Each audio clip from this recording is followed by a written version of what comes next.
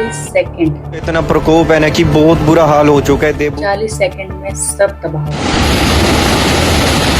उत्तरकाशी के धराली गांव इस बार फिर से केदारनाथ की तरह महात्रास 2013 में केदारनाथ में आई बाढ़। 10 साल बाद फिर से प्रकृति ने अपना रूप रौद्र किया। नमस्कार मित्रों, कैसे हैं आप? आशा करते हो आप जहां भी हो कुशल पूर्वक हो, क्योंकि सबसे बड़ी तो बात यही है कि जो जहां है वो ठीक ठाक रहे। दोस्तों, आज बड़े भारी मन से वीडियो बनानी पड़ रही है क्योंकि मैं कल से बहुत दुखी हूँ, बहुत ज्यादा। उत्तरकाशी में जो त्रासदी हुई है उसकी वजह से 10 साल बाद फिर प्रकृति ने हमें चेतावनी दी है। केदारनाथ त्रासदी के बाद ये दूसरी त्रासदी है उत्तराखंड उत्तरकाशी में, वो भी धराली ग्राम। आपने देखा ही होगा पूरे इंटरनेट पे वो प्रलय का जो महातांडव है वो दिखाई दे रहा है।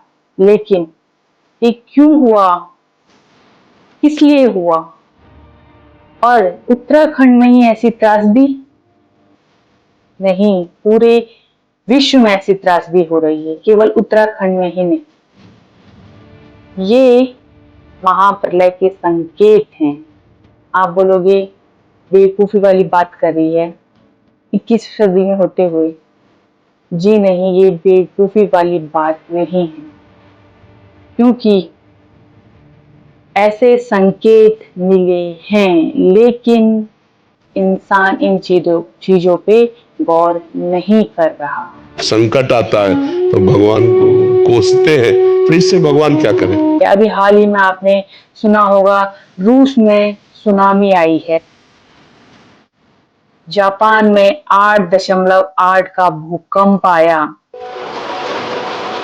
All across northern Japan, पूरी धरती 2 भागों में फट गई वहां।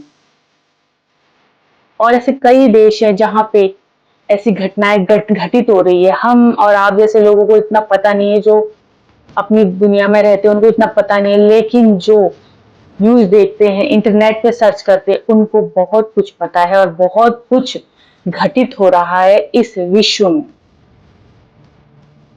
और हमारे जो महाराज जी हैं, गुरु जी हैं, वेद व्यास पे बैठे हुए, व्यास गद्दी पे बैठे हुए महाराज जी हैं, जो वो भी बहुत कुछ बताते हैं, लेकिन हम मूर्ख लोग कुछ भी ध्यान नहीं दे रहे।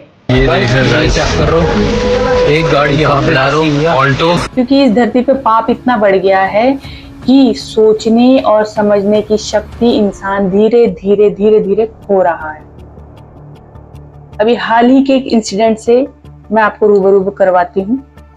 हमारे प्रेमानंद महाराज जी द्वारा कुछ प्रवचन दिए गए, जिसमें ये कहा गया है कि कुछ बच्चों में महिला भी और पुरुष भी, यानी कि लड़के और लड़की दोनों ही लिंग, दोनों को ही एक साथ उन्होंने संबोधित करते हुए कहा कि उनके चरित्र सही नहीं हैं।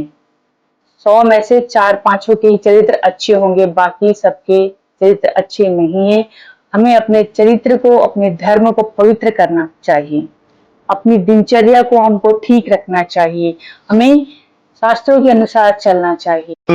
एक लड़के से ब्रेकअप, दूसरे से व्यवहार, फिर दूसरे से ब्रेकअप, फिर तीसरे से व्यवहार, और व्यवहार व्यभिचार में परिवर्तित हो रहा है। पहनावा जो भी हो हमारा, हम लोग टी शर्ट में बैठे हैं, जीन्स पैंट में बैठे हैं, उससे कोई नहीं। अंदर आध्यात्म में हमें अपने आप को सुधारना है, क्योंकि व्यसन इतने हो गए हैं लोगों में। शराब, धूम्रपान, मांस, मदिरा, बहुत ऐसे व्यसन हो गए। झूठ, लालच इतना बढ़ चुका है कि इंसान धर्म को धीरे धीरे भूलता जा रहा है। और जो ये नेट पे, इंटरनेट पे भक्ति दिखाई जाती है ना, मैं मंदिर जा रहा हूँ, मैं यहाँ जा रहा हूँ, मैं वहां जा रहा हूँ, ये केवल नाम मात्र का दिखावा रह गया है, अपितु और कुछ भी नहीं। तो जब महाराज जी ने इस चरित्र के ऊपर कुछ प्रवचन दिए तो काफी ऐसी महिलाएं हैं जिनको आपत्ति हुई। और लिविंग में रहना क्या गलत है भैया? गंदगी का खजाना। अरे हमारे यहाँ पवित्रता के लिए जान दे दी। और उन्होंने अपनी अपनी क्या बोलते हैं उसको, सो कॉल्ड वीडियोस बना के डाली, ऐसा है वैसा है, कौन है क्या है। श्री अनुद्धाचार्य महाराज जी हैं, वो कथावाचक है, उन्होंने भी बोला, वो तो आए दिन सुर्खियों में बने रहते हैं।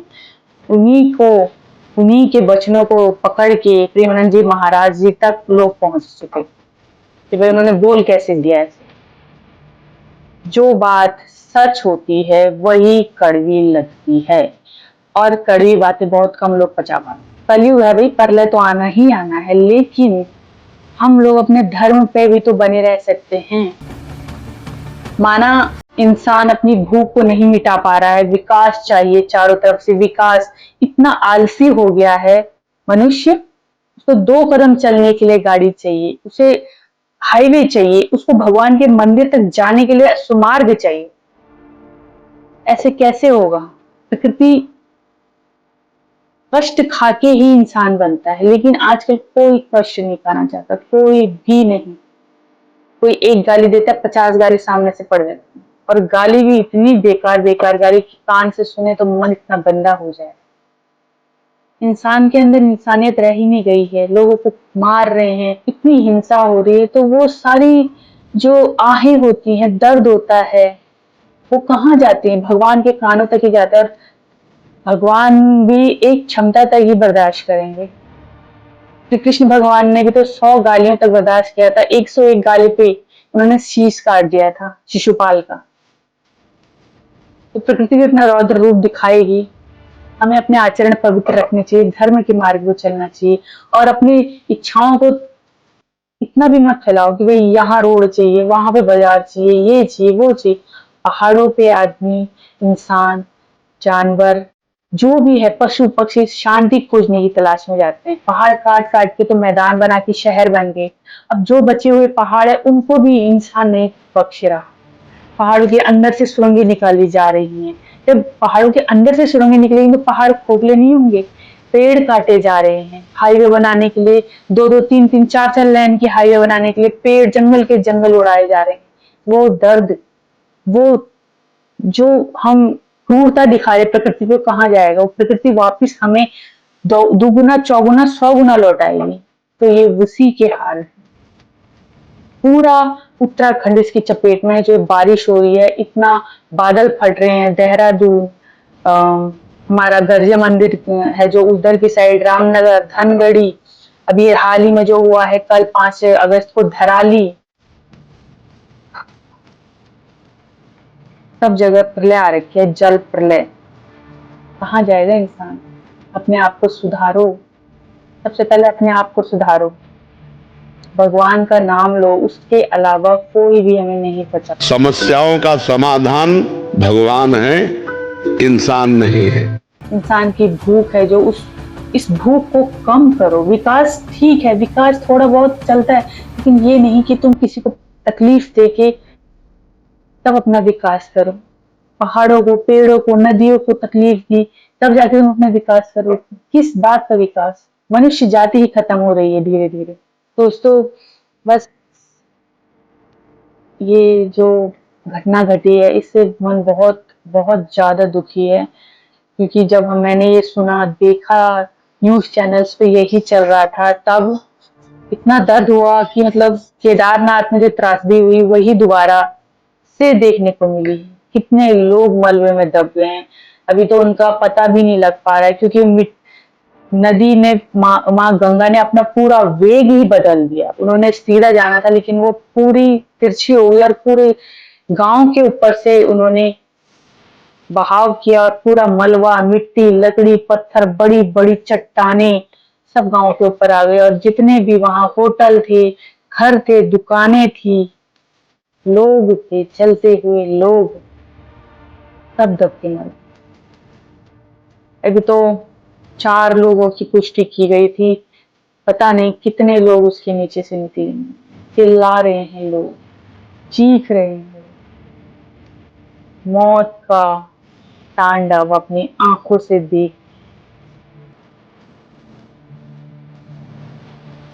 तो बस भगवान से यही प्रार्थना है कि हमें सद्बुद्धि दे, सद्मार्ग पे चलाए, हमारे मन को अपने वश में रखे, क्योंकि हम तो कुछ नहीं कर सकते, हमारे हाथ में कुछ नहीं है। हमें अपने भगवान के ही भरोसे अपने जीवन को व्यतीत करना चाहिए। कर्म भी करने हैं, ये नहीं कि कर्म करना छोड़ देना, कर्म भी करने हैं, लेकिन कर्म के साथ साथ अपने धर्म में आस्था रखो, अपने धर्म के अनुसार चलो।